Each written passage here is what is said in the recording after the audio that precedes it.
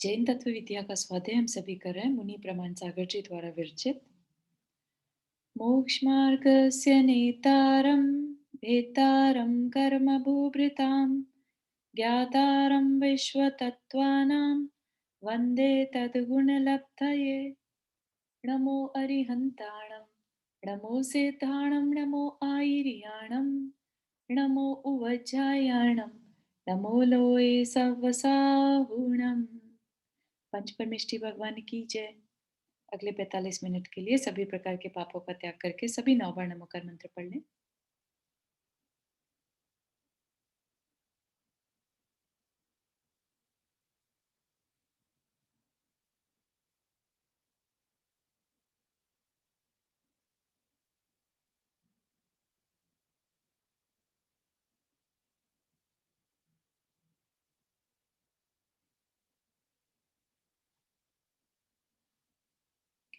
तो कल की उसमें हम देख रहे थे को भूमियां देखी थी हमने।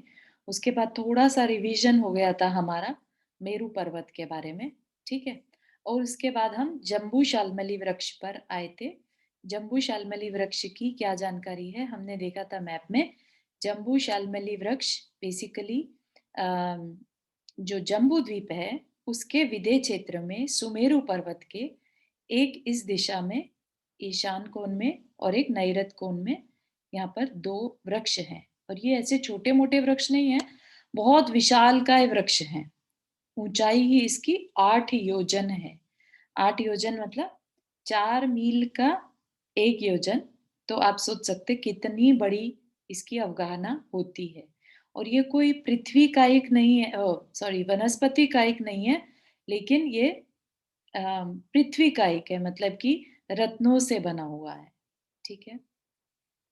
तो उसके बारे में थोड़ा सा और देखते हैं कि ये दोनों वृक्ष मतलब तो जम्बू वृक्ष और शालमली वृक्ष, दोनों वृक्ष स्वर्णमय वेदिका से वेष्टित एक ऊंचे पीठ के मध्य स्थित हैं।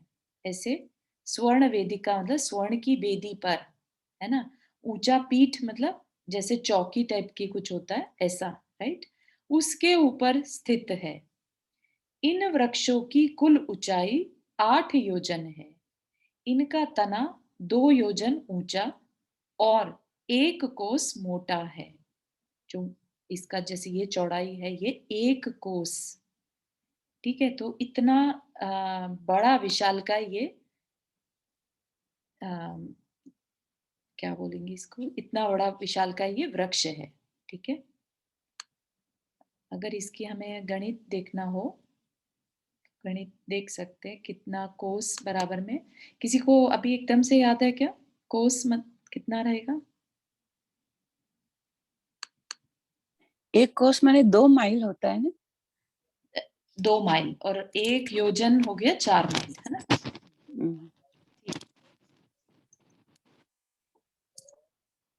इनकी 6 योजन लंबी 4 महाशाखाएं हैं। ये है ना जो 4 शाखाएं कितनी है, 6 योजन लंबी, है ना।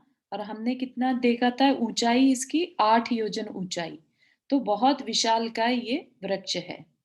जम्बू वृक्ष की उत्तर शाखा और शालमली वृक्ष की दक्षिण शाखा पर जिन भवन है, इवन उनके ऊपर जो है ऐसे ये भवन बने हुए हैं। जिन भवन मतलब मंदिर। शेष 3 शाखाओं पर व्यंतर देवों के भवन हैं। जम्बू वृक्ष पर आदृत व अनादृत तथा शालमली वृक्ष की शाखाओं पर वेणु और वेणुधारी नामक व्यंतर देव रहते हैं। तो ये क्या है, व्यंतरों के नाम है, उनकी टाइप्स में से एक, है ना। क्योंकि व्यंतर वैसे तो अपने में जो हम तत्वार सूत्र पढ़ते हैं किन्नर किमपुरुष महोरग, है ना। तो लेकिन उनके भी सब कैटेगरीज रहती हैं, तो उनमें नाम इनका आएगा। आदृत व अनादृत और शालमली वृक्ष पर वेणु और वेणुधारी नामक व्यंतर देव रहते हैं। दोनों वृक्षों के चारों ओर उनके परिवार वृक्ष स्थित हैं। तो ये खाली अकेला वृक्ष नहीं रहता, इसके चारों ओर बहुत सारे ये ऐसे ही वृक्ष रहते हैं। इन वृक्षों पर आदृत युगल और वेणु युगल देवों के परिवार देवों का निवास है। तो उन जो बाकी के वृक्ष हैं उन पर परिवार के देव रहते हैं, है ना? देवों के भी पूरे परिवार रहते हैं। परिवार से मतलब यहाँ पर ये नहीं है कि उनके भाई-बहन या माता-पिता, ऐसा नहीं। देवों में परिवार किसको कहते हैं? बेसिकली उनकी व्यवस्था को, ठीक है? जो उनके मंत्री टाइप के लोग रहते हैं, जो उनके उनकी आज्ञा मानने वाले लोग रहते हैं, राइट? तो उसको परिवार कहते हैं। इसी में ही प्रतीन्द्र आदि भी आ जाएंगे परिवार में।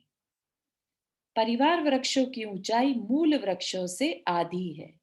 तो उनकी 4 योजन, 8 योजन थी, तो ये 4 योजन।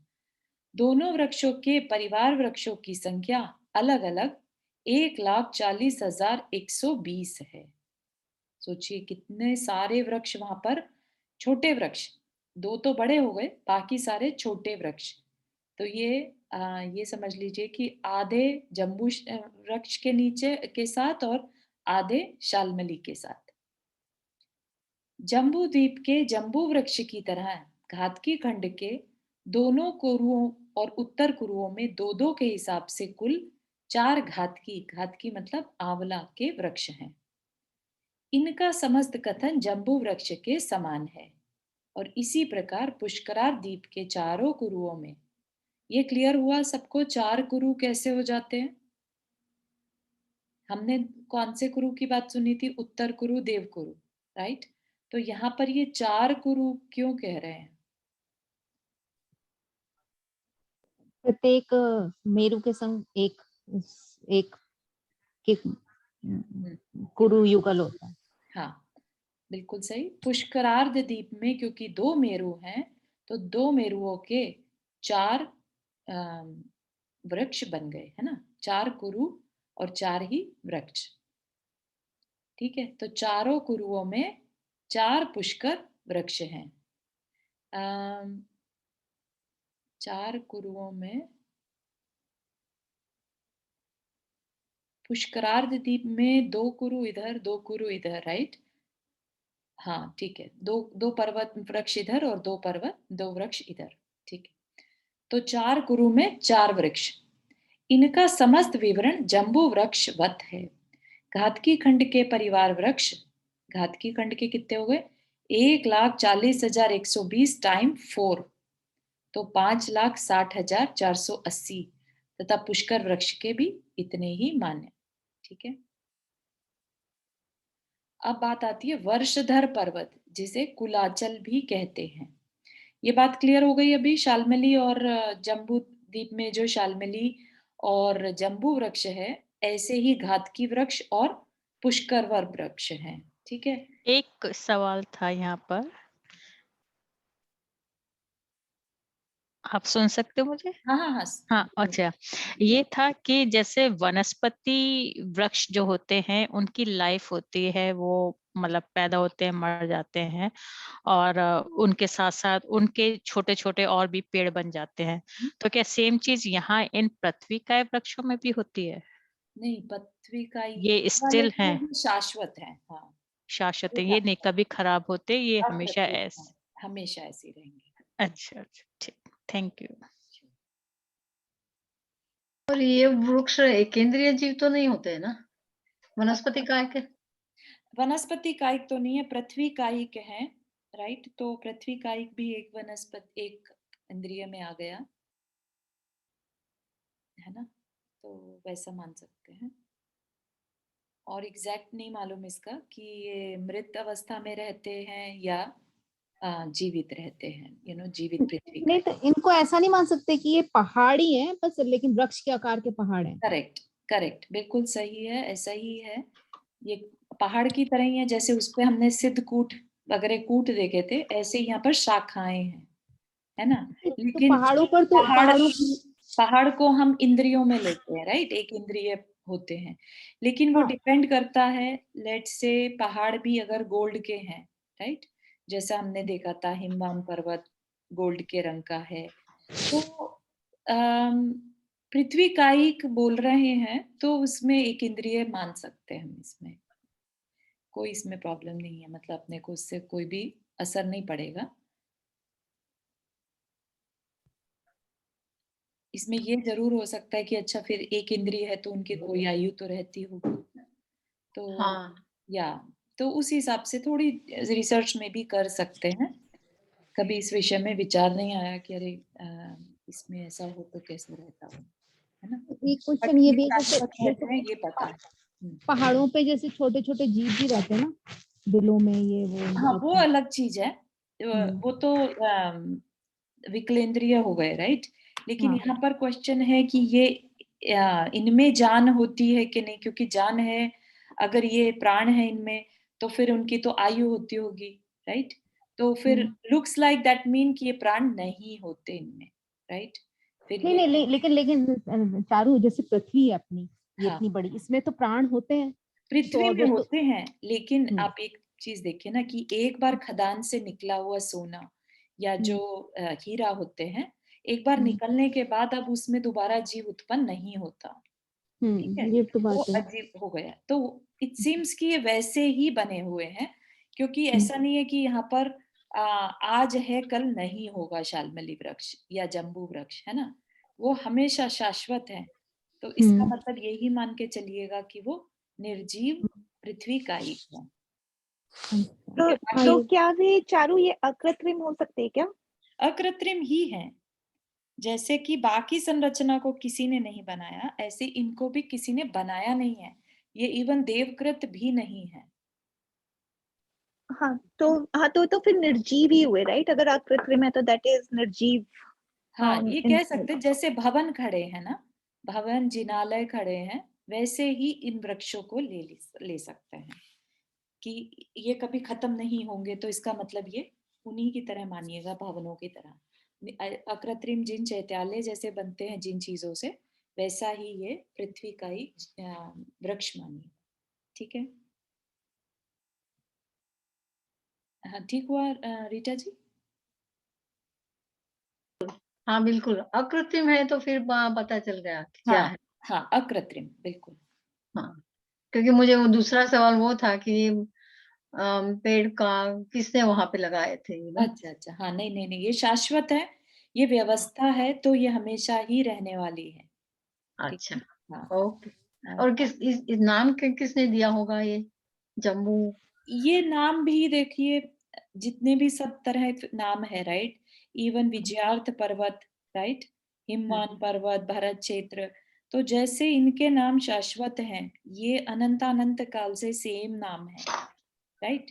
तो इसी तरह से इनको भी शाश्वती समझिए, बस ये नाम है, और जो नाम थे वो इसलिए भगवान के उपदेश में या वो जानकारी में हमें आ रहे हैं, अच्छा, ठीक है। ओके, ये थैंक यू। स्टार्टिंग कहाँ से हुई ये नहीं किसी को भी ऐसे कहीं से भी ये जिक्र नहीं आता कि इनकी स्टार्टिंग यहाँ से हुई या इसने इनको नाम दिया, ठीक है। इसको जम्बूद्वीप इसलिए कहते हैं क्योंकि ये जामुन का वृक्ष है, या जामुन वृक्ष जम्बू वृक्ष कहते हैं, राइट।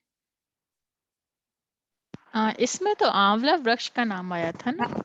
घातकी इज आंवला, राइट। तो अच्छा घातकी खंड में जो वृक्ष हैं वो घातकी वृक्ष हैं, तो वो आंवला। लेकिन यहाँ पर भी आंवला में वनस्पति का एक नहीं समझिएगा, पृथ्वी अच्छा का ही है। अच्छा। ठीक। फिर है वर्षधर पर्वत। वर्षधर पर्वत क्या है, बेसिकली कुलाचल। कुलाचल हमने पढ़े थे जम्बू द्वीप में। कुलाचल कितने रहते हैं जम्बू द्वीप में, किसी को ध्यान है? 6। 6 कुलाचल, बहुत सही, है ना। तो जम्बू द्वीप में 6 कुलाचल, ऐसे ही पूरे 2.5 द्वीप में कितने हो गए? 36 30 हो गए, है ना, 30। तो 30 कुलाचल पूरे 2.5 द्वीप में। और फिर इफ यू रिमेम्बर, हमने जब 2.5 द्वीप के बारे में पढ़ा था, तो एक इक्ष्वाकार पर्वत के बारे में भी पढ़ा था, जो घातकी खंड को हाफ हाफ करता है, राइट। और पुष्करवर द्वीप में भी ऐसे ही ईश्वाकार पर्वत है जो कि उसको हाफ करता है। तो 4 ईश्वाकार पर्वत हो गए, ठीक है। तो इनकी वजह से टोटल कितने कुलाचल हो गए? 34। तो यहाँ पर क्या कह रहे हैं, जम्बू द्वीप में हिमवान, महाहिमवान आदि 6 पर्वत हैं। यह 6 पर्वत भारत आदि 7 क्षेत्रों को विभाजित करते हैं। ये हमने देखा था अच्छे से, है ना। इसलिए वर्षधर या कुलाचल कहलाते हैं। घातकी खंड और पुष्करार्ध यानी आधा पुष्कर लेना चाहिए कि समस्त रचना जम्बू द्वीप से दूनी दूनी है। इस अपेक्षा वर्षधर पर्वतों की कुल संख्या 30 है। जो कुलाचल पर्वत हैं, जो क्षेत्रों को डिवाइड करते हैं, वो 30 हैं। इनके अतिरिक्त घातकी खंड और पुष्करार्ध को पूरब और पश्चिम दो भागों में विभाजित करने वाले दो दो ईश्वाकार पर्वतों की भी वर्षधर संज्ञा है। उनको भी वर्षधर या कुलाचल कहते हैं। इसलिए 2.5 द्वीप में टोटल कितने हो गए? 30 + 2 + 2 34। इसमें किसी को कोई क्वेश्चन क्लियर हो है? अब है महासरोवर, जिसको कि हमने पढ़ा था तालाब भी कहते हैं, बड़े बड़े तालाब, है ना। तो ऐसे तालाब भी हमने पढ़े थे जिनमें से गंगा सिंधु नदी निकल रही है, सीता सीतोदा, रोहित रोहितास्या, है ना। ये नाम अगर आपको नदियों के याद हो, 14 नदियां, तो वो कहाँ से निकल रही थी? वो तालाबों से। ठीक है, तो वो तालाब या सरोवर, महासरोवर कहें उन्हें, तालाब कहें या रिद कहें, रिद, ठीक है, एक ही बात है, पर्यायवाची। जम्बू द्वीप के हिमवान आदि 6 पर्वतों पर, जो हमने अभी 6 कुलाचल पर्वत देखे, उन 6 पर्वतों पर क्रमशः, क्रमशः से मतलब इन ऑर्डर, इन ऑर्डर कहाँ से शुरू करेंगे? नीचे से। भारत क्षेत्र के बाद जो हिमवान पर्वत है, उस हिमवान पर्वत पर पद्म सरोवर, ठीक है, उस पद्म सरोवर में से गंगा सिंधु नदियां निकलती हैं और दूसरी साइड पर एक और नदी निकलती है, राइट। 3 नदियां पद्म सरोवर से। फिर महापद्म, तिंगीच, केसरी, महापुंडरीक और पुंडरीक नामक 6 तालाब हैं। इन्हें रिद्ध होना चाहिए था, यहाँ पे रिद्ध भी कहते हैं। इनमें पहला तालाब 5000 योजन लंबा, 500 योजन चौड़ा और 10 योजन गहरा है। पहला तालाब मतलब जो पद्म सरोवर के अंदर है, वो जो हिमवान पर्वत पर पद्म सरोवर है, वो 5000 योजन लंबा, 500 योजन चौड़ा और 10 योजन गहरा है। सभी तालाब स्वच्छ जल से परिपूर्ण है और उनका तल वज्रमय है। प्रथम तालाब के मध्य में 1 योजन विस्तार वाला एक कमल है। प्रथम तालाब के मध्य में मतलब बिल्कुल सेंटर में। आई थिंक यहाँ पर शायद पिक्चर मिल जाए हमें।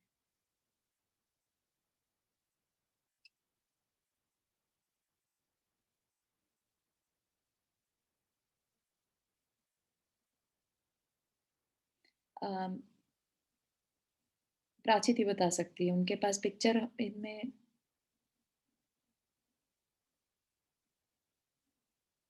हाँ, ऐसे पिक्चर तो नहीं है, लेकिन ये जैसे हमने हिमवान पर्वत पर पद्म सरोवर बीच में से, जिसमें से कि एक तरफ से सिंधु नदी, एक तरफ से गंगा और एक तरफ से रोहितास्या, ठीक है। तो 3 नदियां निकल रही हैं और इस तालाब के बीचों बीच बिल्कुल सेंटर में कमल का फूल है, ठीक है। तो ये कमल भी कैसा है देखते हैं। प्रथम तालाब के मध्य में 1 योजन विस्तार वाला एक कमल है। इसकी कर्णिका 2 कोस की और पत्ता 1-1 कोस का है। तो 1 योजन मतलब अगेन 4 मील, है ना। तो 4 मील विस्तार वाला एक कमल है। इसकी कर्णिका 2 कोस की और पत्ता 1 कोस का। जल में यह कमल 2 कोस ऊंचा है, क्योंकि हमने गहराई कितनी देखी थी? 10 योजन की गहराई है कमल तालाब की, राइट। लेकिन ये इसकी गहराई कितनी जा रही है? ये नीचे जा रहा है तो 2 कोस तक नीचे। इसमें कुल 11,000 पत्ते हैं। पत्ते से ये मतलब नहीं निकालिएगा कि ये वनस्पति का एक है। यहाँ पर बता रहे हैं यह कमल पृथ्वीमय है। सेम जैसे अभी हमने जम्बू वृक्ष को देखा था, ऐसे ही मानिएगा, उसी तरह से बना है। इसके अतिरिक्त परिवार कमल 1,40,150 हैं। तो क्या मतलब हुआ कि इस तालाब में इतने सारे और कमल भी हैं। तो इतना विशाल का है, तो ये तालाब है। तालाब हमने देखा था ना 5,000 योजन लंबा, और ये जो है ये छोटे छोटे अब कमल हैं इसमें। इसके अतिरिक्त परिवार कमल 1,40,150 हैं, जिनकी ऊंचाई आदि से मतलब सब कुछ, ऊंचाई, चौड़ाई, गहराई, सब कुछ मुख्य कमल से आदि है। इसी प्रकार आगे के 5 तालाब में भी कमल हैं। तिंगीच तालाब तक तालाबों और कमलों की लंबाई आदि दूनी दूनी है। तो जितना जितना हम सेंटर की तरफ जाएंगे तो डबल डबल होता जाएगा और फिर वापिस से घटना शुरू हो जाएगा, क्योंकि एरावत पर्वत का जो पर्वत है वहां पर एरावत क्षेत्र का, उसकी व्यवस्था सेम भरत क्षेत्र के जैसी है, राइट। तो इसलिए घटेगी फिर से लंबाई चौड़ाई। उसके आगे केसरी, महापुंडरी और पुंडरीक तालाब और उनके कमलों की लंबाई आदि क्रमशः तिंगीच, महापद्म और पद्म तालाब के समान है। 3 बढ़ते हुए और 3 घटते हुए। पद्म आदि 6 तालाबों के कमलों पर क्रमशः श्री, री, धृति, कीर्ति, बुद्धि और लक्ष्मी नामक 6 देवियां अपने सामानिक और परिवार देवों के साथ रहती हैं। तो ये देवियां कौन है? व्यंतर जाति की देवियां हैं। ये हमने नाम सुने हुए हैं, राइट। ये 6 देवियां क्या करती हैं? इंद्र की आज्ञा में, सौधर्म इंद्र की आज्ञा से माता त्रिशला जैसे जो भी तीर्थंकर की माता है उनकी सेवा करने जाती हैं, ठीक है ना। और श्री जो है वो पहले सरोवर में, री दूसरे सरोवर, धृति तीसरे, चौथे, पांचवें और छठे में। ऐसे ये अपने अपने सरोवरों में रहती हैं। ऐसा नहीं कि सरोवरों में पानी के अंदर रहती हैं, पानी में जो कमल है, पृथ्वी का ही कमल है, उसके ऊपर इनका महल होता है। इन देवियों की आयु 1 पल्ल होती है। तो इनके जो परिवार देव हैं वो कहाँ रहेंगे? बाकी के जो कमल थे, राइट, उनके ऊपर भी ऐसे ही भवन है, ठीक है। उनकी कर्णिका पर भवन बने हैं जिनमें कि ये देव रहते हैं। इन देवियों की आयु 1 पल्ल होती है। इनमें श्री, हृदिति सौधर्म इंद्र की तथा कीर्ति, बुद्धि और लक्ष्मी ईशान इंद्र के परिवारों की देवियां हैं, तो उन्हीं के कहने में चलती हैं। इन तालाबों में पद्म तालाब के पूर्व, पश्चिम और उत्तर द्वार से क्रमशः गंगा, सिंधु और रोहितास्या नदियां निकलती हैं, ठीक है। तो ये चीज हमने ऑलरेडी यहाँ पर देख ली। ये पद्म तालाब है और इसमें से 3 नदियां निकल रही हैं। हाँ, भूमिका अपने हाथ रेस कर। चारू, ये जो सौधर्म इंद्र की देवियां होती है, इनकी ये कितने भवधारी होती है? नहीं, ये आपने बताया था। नहीं, एक भवतारी तो नहीं होती है। शची को छोड़कर कोई एक भवतारी नहीं रहता। तो शची इज सौधर्म इंद्र की सौधर्म देवी इंद्र है। की देवी, हाँ हाँ, तो वो एक भवधारी रहती है। हाँ। और बाकी जो सौधर्म इंद्र है उनकी बाकी सौधर्म इंद्र तो एक ही होगा, है ना, और उसकी एक ही शची होगी। अलग अलग नाम जो बताए वो भी सौधर्म इंद्र की देवियों की बताए, राइट? सौधर्म इंद्र एक है, उसकी देवियां बहुत सारी हो सकती हैं। अच्छा, ओके। तो ये उनकी मेन मुख्य देवियों में नहीं आता, राइट। श्री, हृदिति ये उनके कहने पर चलती है। सौधर्म उनको आज्ञा देता है। ये मध्य लोक में रहती है, यंतर जाति की देवी होती है, ठीक है। नहीं तो ये सौधर्म इंद्र की मतलब एज ए वाइफ नहीं होती है, ये ऐसे ही वाइफ होती है, नहीं इनकी है, आज्ञा में होती है। एग्जैक्टली। ये उनके कहने पर कार्य करती है, व्यंतर जाति के। सौधर्म इंद्र कौन है? वैमानिक देवों में, है ना। ये इनका उल्लेख समोशरण में भी आता है। समोशरण जब होता है तब श्री नहीं, उस समय तो भगवान की जो ऐश्वर्य है उसको जब समोशरण बनता है तो उसकी उसमें जो होते हैं तो उसमें इनका नाम आता तो है श्री धुति कृति। ऐसा शायद जानकारी में नहीं है, अनलेस कि ये जस्ट आप उनकी बात, नृत्यांगनाएं होती हैं वहां पर, राइट। नाट्यशालाओं में नृत्यांगनाएं होती हैं। हाँ, और चारू, इनमें वो जो भगवान की माता के पास आती है वो तो दिक कुमारी देवियां होती हैं, वो भी व्यंतर जाति की होती है। हाँ, दिक कुमारियां होती हैं और ये भी होती हैं। अच्छा, हाँ, ठीक है। श्री हरिदिति ये भी आती हैं देवियां। ये 1 पल जो इनकी आयु है, इसको ये कितना साल करीब हो गया, कितना लंबा समय हुआ? ये पल्ले जो होता है ना, ये बहुत बहुत लंबा समय होता है। आप इमेजिन कर सकते हैं, 1 योजन चौड़ा, 1 योजन गहरा एक गड्ढा, योजन से समझ में आए 4 मील, है ना। उतने बड़े गड्ढे को बनाकर चारों तरफ से 4-4 मील का और 4 मील ही गहरा, और उसमें मेढ़े के जो नया बॉर्न हुआ लैम्ब के बाल जो होते हैं सॉफ्ट बिल्कुल, उनके इतने छोटे-छोटे टुकड़े करे जाएं कि और टुकड़ा ना हो सके, ठीक है? और उससे उस गड्ढे को पूरा भर दिया जाए। भरने के बाद हर 100 साल में एक बाल, एक टुकड़ा माय निकाला गॉड। जाए। समझ आ रही है? तो एक टुकड़ा, और जितने समय में वो पूरा खाली हो जाएगा, दैट इज़ 1 पल्ले। हम्म, हो गया क्लियर? हाँ हाँ। तो बहुत अद्भुत है, ठीक है? और अगर आप सागर की बात जानना चाहें, तो 10 कोड़ा-कोड़ी पल्योपम का एक सागर होता है। कोड़ा-कोड़ी मतलब करोड़ में करोड़, ठीक है? और टाइम्स 10, और उतने पल्ले का एक सागर होता है। और ऐसे में सौदर्म इंद्र जो इंद्रों में, देवों में व्यवस्था बनती है 33 सागर की। नरक में भी 33 सागर, ठीक है? तो इमेजिन कर सकते हैं कितना लंबा समय। तो मतलब एक आदमी अगर एक बार मर के इंद्र बन गया तो वो कितनी जनरेशन तक, मतलब पूरा एक काल ही निकाल देगा, मतलब सतयुग से लेके छठे काल तक का समय निकाल देगा वो तो वहीं पर उस अ, पोस्ट पर। छठ नहीं, ऐसा तो नहीं कह सकते। 3 कोड़ा-कोड़ी, 4, 3, 2, 1 ऐसे रहती है व्यवस्था। 3 कोड़ा-कोड़ी सागर का पहला काल, फिर 2 कोड़ा-कोड़ी सागर का दूसरा, फिर हमने 4 का पहला। 33 सागर की अगर आयु है, अगर जो हाँ, मैक्सिमम एज है हाँ, तो। हाँ, लेकिन जो समय है, राइट? जो हम अनंता, जो उत्सर्पिणी अपसर्पिणी की बात करते हैं, राइट?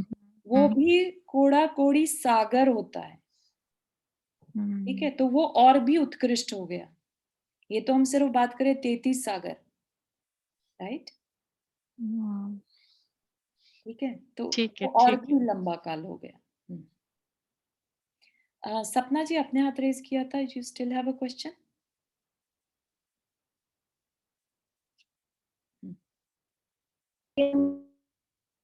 राइट, तो वो पूजनीय होती है। दोबारा बोलिए, सॉरी।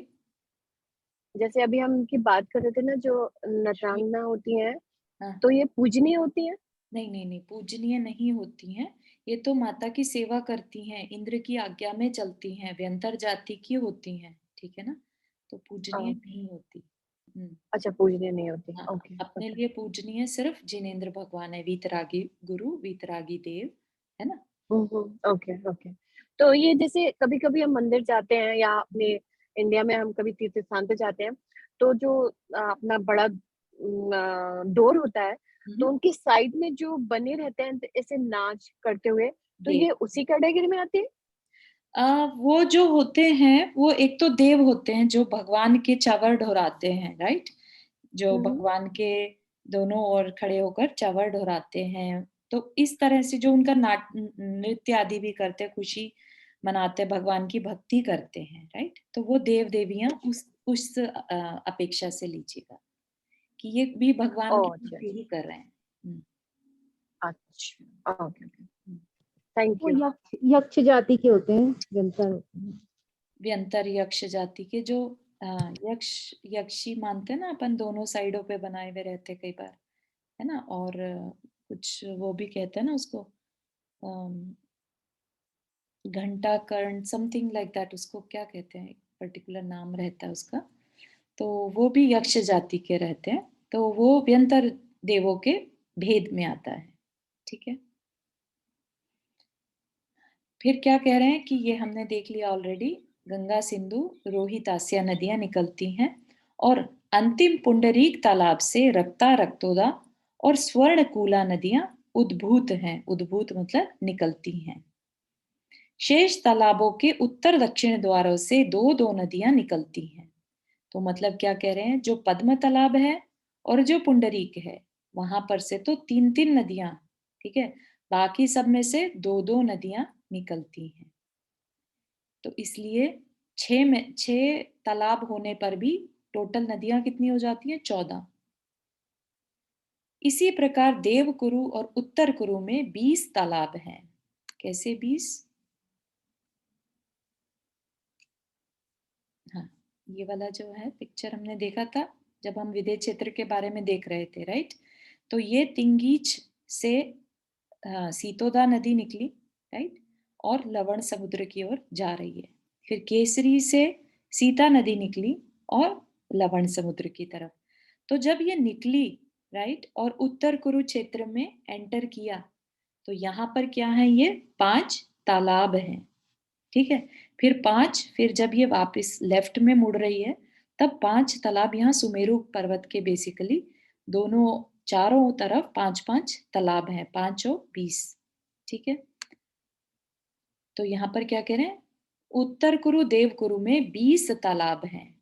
ये पर्वत देवकुरु और उत्तर कुरु में यमक पर्वत से 500 योजन अंतराल तथा भद्रशाल वन के पूर्व पश्चिम दिशाओं में सीता सीतोदा नदियों के मध्य में स्थित है। ये पर्वत नहीं बोलना चाहिए, यहाँ पे ये तालाब है ना, तालाब है, ये तालाब की बात चल रही है 500 योजन दूर, यहाँ से 500 योजन सुमेरु पर्वत से। इनका विस्तार और इनमें स्थित कमल आदि का संपूर्ण विवरण पद्म तालाबवत है। तो क्या मतलब है कि ये वाले जो तालाब हैं, राइट, इनकी व्यवस्था या इनकी लंबाई चौड़ाई जो है वो पद्म सरोवर जितनी है। अब देख रहे हैं तिंगीच और केसरी की बड़ी है size compare to these ones, right. तो इनकी चौड़ाई लंबाई कितनी मानना, पद्म सरोवर के जितनी। इस प्रकार जम्बू द्वीप में कुल 6 तालाब हमने कुलाचलों पर देखे थे, 6 कुलाचलों पर, और 20 विदे क्षेत्र में, तो टोटल 26 सरोवर हैं। घातकी खंड और पुष्करार्ध द्वीप की दूनी रचना की अपेक्षा तालाबों की कुल संख्या 26 टाइम 5 कर दें तो 130 है। ठीक है, क्लियर है। महानदियों की बात हमने अभी पढ़ी थी ऑलरेडी। जम्बू द्वीप में गंगा सिंधु आदि 14 महानदियां हैं। किसी को इनके नाम रिवाइज तो नहीं करने। घातकी खंड और पुष्करार द्वीप की, ठीक है, जम्बू द्वीप की 14 हुई तो बाकी दोनों में डबल डबल, राइट, उसकी 28 और 28 महानदियों को मिलाने पर 2.5 द्वीप में महानदियों की कुल संख्या 14, 28 प्लस 28 70 है। ये सबको समझ में आ रहा है कि हम घातकी खंड को डबल क्यों कर दे रहे हैं, पुष्कर और द्वीप में डबल क्यों कर देते हैं हर चीज को। हाँ हाँ, क्लियर हो गया ना अभी। नाभि पर्वत, नाभि पर्वत कितने हैं, नाभि पर्वत 20 हैं। 2.5 द्वीप के 5 हेमवत, हरिवर्ष, रम्यक और हिरण्यवत क्षेत्रों के ठीक मध्य एक एक नाभि पर्वत है।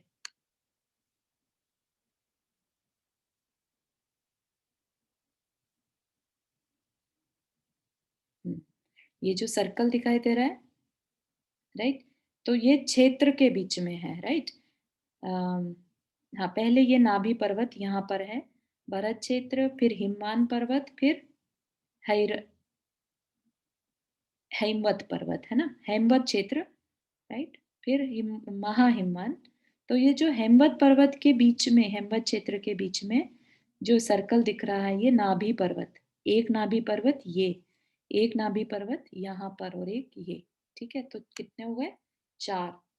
तो 4 हो गए जम्बू द्वीप में, तो टाइम्स 5 टोटल 20।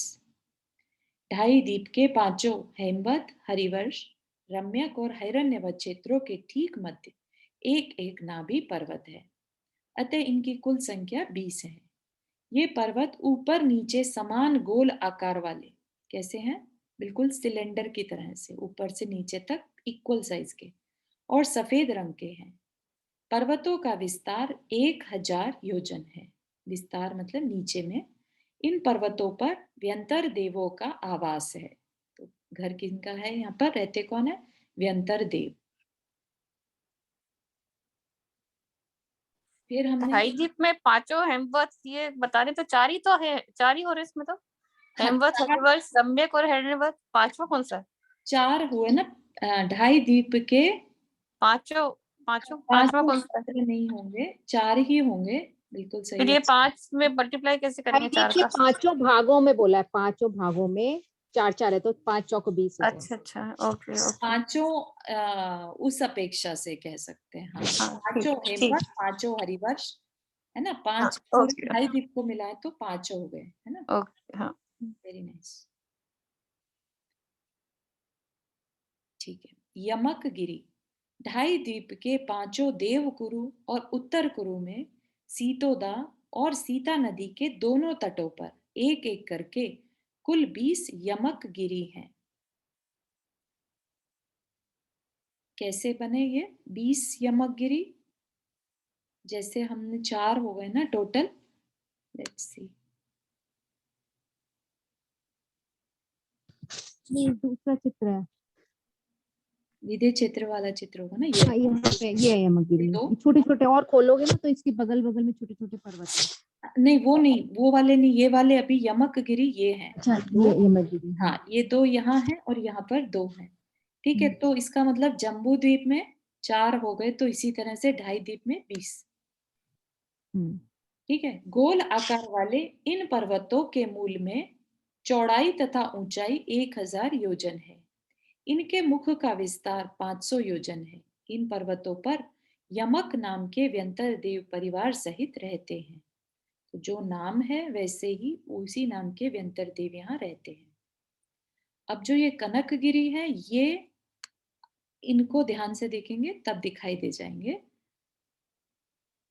ठीक है, ये जो तालाब देखे थे हमने, इनके साइड पे, ठीक है, 5 इस तरफ 5 इस तरफ, तो एक तालाब का 10 पर्वत, और इन पर्वतों के नाम है कनकगिरी। मेरू पर्वत की चारों दिशाओं में सीता और सीतोदा नदी के दोनों तटों पर जो 5-5 सरोवर हैं, उन सरोवरों के उभय तटों पर मतलब दोनों तरफ 5-5 कनकगिरी हैं। इस प्रकार एक मेरू पर्वत के पास 200 कनकगिरी हैं। 200 कैसे? 20 तालाब हैं, एक तालाब पर 10, राइट, तो टोटल हो गए 200। तो सिर्फ एक मेरू पर्वत पर 200 है तो 5 पर 1000। ठीक है, इनसे 5 से गुणित करने पर 5 मेरू संबंधी 1000 कनकगिरी होते हैं। पर्वतों की ऊंचाई 100 योजन तथा मूल, मध्य और शिखर पर इनका विस्तार क्रमशः क्रमशः मतलब इन ऑर्डर, मतलब मूल जो है वो 100 योजन, मध्य में 75 योजन और शिखर 50 योजन। इन पर्वतों पर व्यंतर देवों के आवास हैं। ठीक है, तो इनके ऊपर भी व्यंतर देव रहते हैं, यमक देव और कांचन देव। दिग्गजेंद्र पर्वत, ये हमने बहुत अच्छे से देखे थे।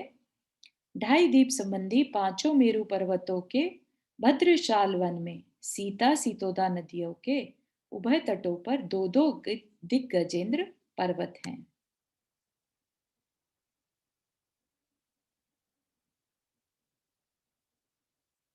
इसमें बहुत क्लियर नहीं था लेकिन आगे चल के है। बहुत ज्यादा ओवरवेलमिंग हो जाता है ये सब ना। हाँ होता है, बस अपन एक ही बार पढ़ रहे हैं अच्छे से, है ना। हम बार बार भी मतलब अपने को बहुत ज्यादा इसको याद करने वाला नहीं है। तो दिग्गजेंद्र पर्वत जो है यहाँ पर 8 है, इस 2 यहाँ पर हैं, ठीक है, 2 यहाँ पर हैं, 2 यहाँ पर और 2 यहाँ पर, तो 8 जम्बू द्वीप में 8 हो गए। ठीक है, तो क्या कह रहे हैं, इस प्रकार उनकी संख्या 40। 40 कैसे हो गई? 8 टाइम्स 5, राइट, 40। इन पर्वतों की ऊंचाई और चौड़ाई आदि कनकगिरी के समान है। इन पर्वतों पर व्यंतर देवों का निवास है। फिर आ गए वक्षार पर्वत। किसी को ध्यान है वक्षार पर्वत कहाँ पर है? बिना देखे बताएं तो अच्छा है। हाँ वहाँ पे विदेश क्षेत्र को जो डिवाइड करते हैं। हाँ, विदेह क्षेत्र में जो नगरीय कर्म भूमियां हैं उनको जो डिवाइड कर रहे हैं वो वक्षार पर्वत हैं। जिन पर्वतों के निमित्त से पूरब व पश्चिम विदेहों में सीता और सीतोदा नदियों के उभय तटों पर विदेह क्षेत्र के 8-8 खंड होते हैं, उन्हें वक्षार पर्वत कहते हैं।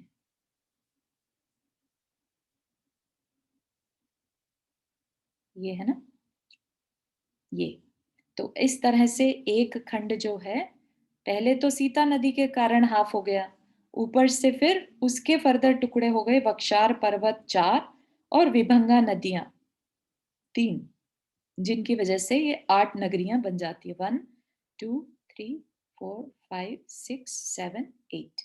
ठीक है, तो बेसिकली 4 वक्षार पर्वत एक सेक्शन में, 4 फिर नीचे के एक सेक्शन में, राइट।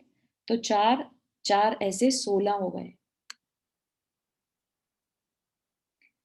पूरब व पश्चिम विदेह में सीता सीतोदा नदियों के दोनों तरफ उत्तर दक्षिण लंबाईमान 4 4 वक्षार पर्वत हैं। ठीक है, 4 एक साइड पर, 4 4 एक 4 ऊपर में थे, 4 नीचे, फिर लेफ्ट में 4 और ऊपर 4। प्रत्येक वक्षार पर्वत पर 4 4 कूट हैं। कूट मतलब बेसिकली या तो वहां पर जिनालय बने होंगे या फिर व्यंतरों के आवास। नदी की तरफ जो है वो सिद्ध पतन है और शेष कूटों पर व्यंतर देव रहते हैं। इससे जम्बू द्वीप में वक्षार पर्वतों की कुल संख्या 16 है।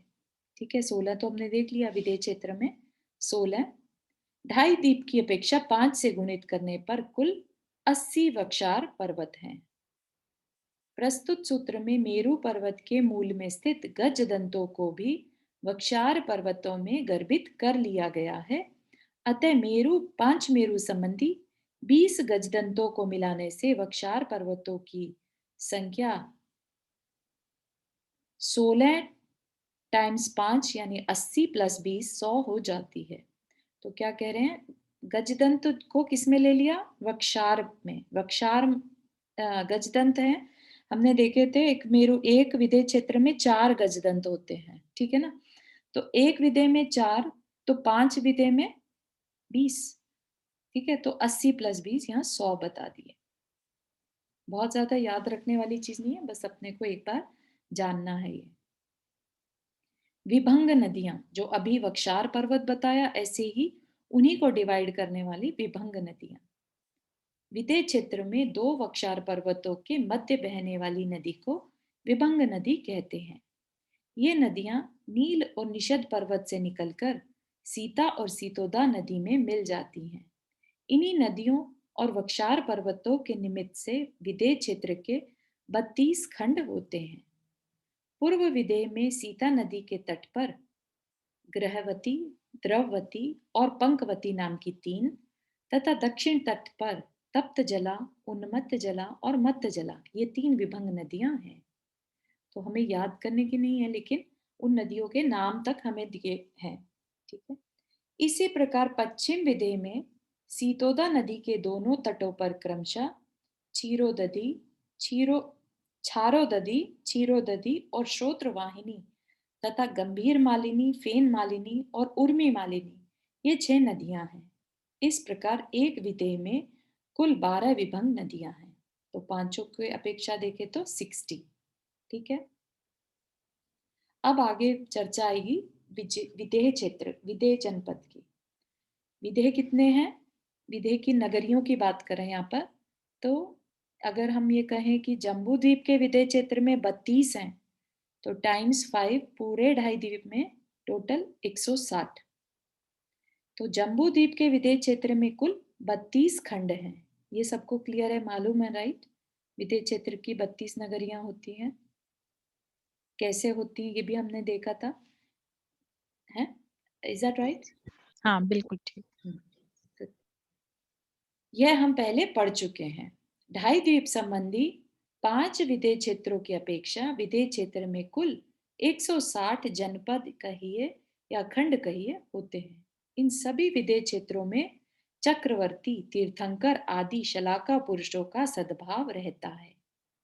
ये अधिक से अधिक हो तो प्रत्येक जनपद में एक एक, इस प्रकार 160 होते हैं। मतलब कि 160 तीर्थंकर, 160 चक्रवर्ती, 160 नारायण, ऐसा। और यदि कम से कम हो तो पूरब और पश्चिम विदेहों में सीता और सीतोदा नदी के दोनों तट पर एक एक होते हैं। तो मतलब क्या कि जो हमने ये 8 नगरियों में से एक होगा, किसी एक नगरी में एक तीर्थंकर होंगे, है ना। ऐसा हम देखते हैं ना कि एक मिनिमम कितने हो सकते हैं, 4, मैक्सिमम कितने, 32। राइट, एक जम्बूद्वीप या एक विदे की अपेक्षा से, महाविदे की बात करें तो इस प्रकार एक विदे में कम से कम 4 और 5 विदेहों में न्यूनतम 20 तीर्थंकरों का सद्भाव सदा बना रहता है। यदि विदे क्षेत्र के सभी 160 जनपद एवं 5 भरत और 5 एरावत क्षेत्रों में तीर्थंकरों का सद्भाव हो तो 170 आर्यखंडों में एक साथ 170 तीर्थंकर हो सकते हैं। क्या कह रहे हैं? श्री अजितनाथ भगवान के काल में 170 तीर्थंकर थे। मतलब कि सब जितनी भी कर्म भूमियां अवेलेबल हैं उनमें सब में तीर्थंकर थे उस समय। ठीक है, इसमें से किसी को कोई क्वेश्चन? ये सिर्फ अजितनाथ भगवान के समय में ऐसा हुआ था या किसी हाँ। और भी समय में ऐसा हुआ?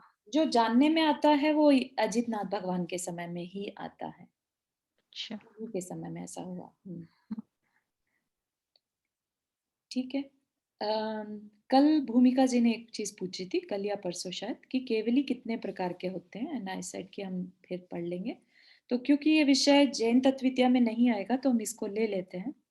ठीक है, तो तीर्थ केवली अगर 5 मिनट का समय हो सभी के पास, राइट, तो कितने प्रकार के होते हैं? तीर्थंकर केवली होते हैं, तीर्थंकर को सभी जानते हैं, तीर्थंकर केवली। फिर सामान्य केवली, सामान्य केवली से कि कोई भी मुनि है, मुनि अवस्था में, और फिर नॉर्मल से उन्होंने अपना तप आदि किया, ध्यान लगाया और केवल ज्ञान पा लिया, मतलब और कोई विशेषता नहीं हुई, है ना, ना तो उनके पंचकल्याणक हुए, ना उनके समोशरण रचा, कुछ नहीं, सिंपल।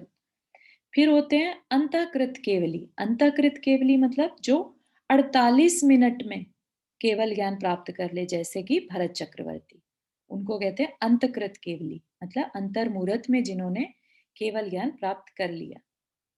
फिर एक होते हैं उपसर्ग केवली, जिन्होंने उपसर्ग होने के बाद जिनको केवल ज्ञान प्राप्त हुआ, जैसे गज कुमार मुनि, कुलभूषण मुनि, देशभूषण मुनि, ऐसा। ठीक है। फिर मूक केवली, जिनकी की वाणी कभी नहीं खिरती, बस वो मूक ही और मोक्ष चले जाते हैं। ठीक है।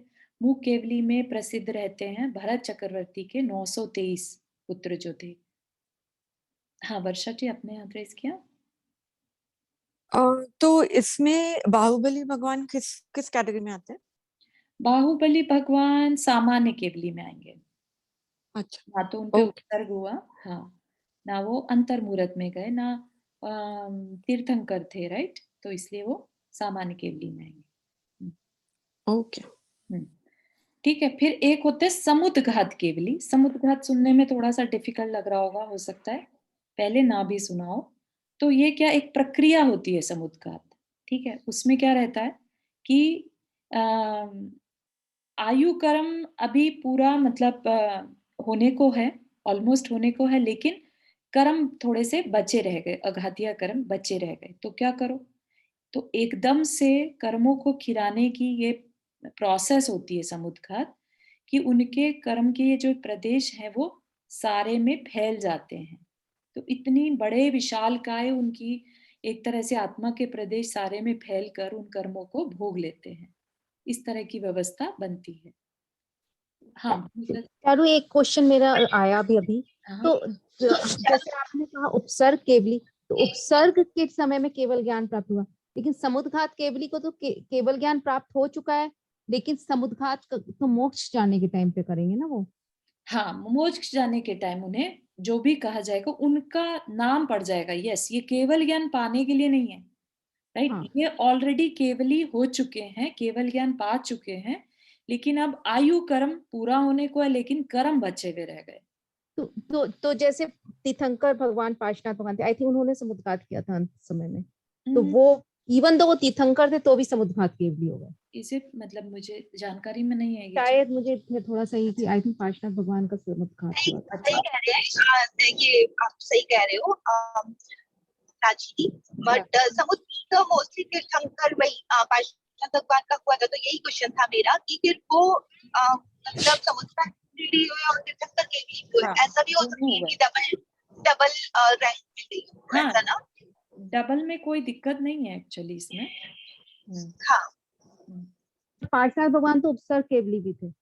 उपसर्ग केवली, उपसर्ग होने के बाद उन्हें केवल ज्ञान हुआ था, बिल्कुल सही। ठीक है, तो और एक लास्ट रह गए अनुबद्ध केवली, जैसे कि एक के बाद एक केवल ज्ञानी होना। जैसे महावीर भगवान के राइट, जैसे महावीर भगवान मोक्ष गए तो गौतम स्वामी को केवल ज्ञान हो गया, तो इनको क्या कहेंगे? अनुबद्ध केवली, एक के बाद दूसरा, नो डिफरेंस ऑफ टाइम। ठीक है, इस तरह से ये केवली के प्रकार आ जाते हैं। तो ये कितने हो गए टोटल? 7 7। 7। ठीक है, थैंक यू चारू। सुधा जी आपने हाथ रेस किया। या जय जिनेन्द्र, ये सामान्य, सॉरी अगेन मैं पूछ रही हूँ, सामान्य केवली को क्या क्या नहीं होता? सामान्य केवली जैसे एक सामान्य आप मुनि समझ लीजिए, राइट? मतलब कि उन्होंने तीर्थंकर प्रकृति का बंध नहीं किया हुआ था, राइट? उन्होंने ये भी नहीं कि 48 मिनट में अंतर्मुहूर्त में ही केवल ज्ञान प्राप्त किया हो, या उनके ऊपर उपसर्ग भी नहीं हुआ, राइट? तो इस तरह की कोई भी व्यवस्था नहीं बनी, इसका मतलब वो सामान्य केवली है। ठीक है, जैसे नॉर्मल पीपल नहीं बोलते, नॉर्मल पब्लिक होती है और कुछ विशेष लोग होते हैं, राइट? हाँ हाँ हाँ, तीर्थंकर जैसे, राइट। हाँ, ओके ओके, थैंक यू। हाँ, नंदा जी आप कुछ कह रहे हैं? हाँ, बस यही था कि ये अब हमने डिवाइड तो कर दिया इन केवली भगवान, मतलब केवलियों को भी डिवाइड कर दिया, तो क्या इनमें भी कुछ रैंकिंग होती है या जस्ट नाम है ये? ये जस्ट नाम है उनकी अवस्था के ऊपर, राइट? कि वो कैसे बने, कैसे बने, है ना? कोई उनकी तो रैंकिंग नहीं है कि ये ज्यादा मतलब अच्छा या कम अच्छा? नहीं, इसमें सबसे अच्छी चीज यही है कि केवल ज्ञानी जो होते हैं वो सब एक ही लेवल पे होते हैं। ठीक है, उनका जो एक्सपीरियंस है वो अनंत ज्ञान, अनंत सुख है। और सारे मोक्ष गए हैं। सभी मोक्ष जाते ही जाते हैं। हाँ, तो किसी का अच्छा किसी का बुरा ऐसा नहीं, बिल्कुल नहीं। मतलब कम रैंकिंग नहीं है, बस नहीं है। नाम है ये। हाँ, बिल्कुल। उनके खुद के एक्सपीरियंस जो होते हैं वो सेम होते हैं, सिर्फ सामने वाले जो हम हैं, हम जैसे लोग हैं, उनके लिए तीर्थंकर केवली जो होते हैं वो कल्याण करने वाले ज्यादा होते हैं। ठीक है ना? ये नहीं है कि हमारे सामने कोई सामान्य केवली हो तो हम उनसे कल्याण नहीं कर सकते, अपना अपना कल्याण हम उनसे भी कर सकते हैं। ठीक है ना? लेकिन मेजॉरिटी कल्याण किसके थ्रू होता है? तीर्थंकर केवली के थ्रू। अच्छा,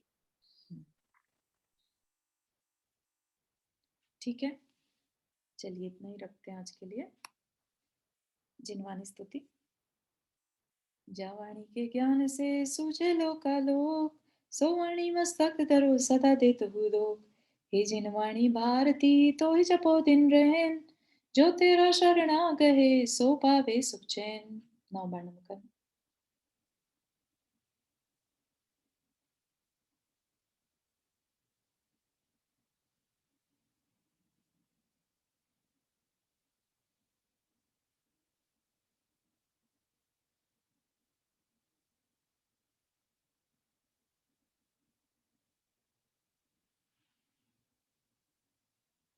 चलिए सभी को जय जिनेन्द्र।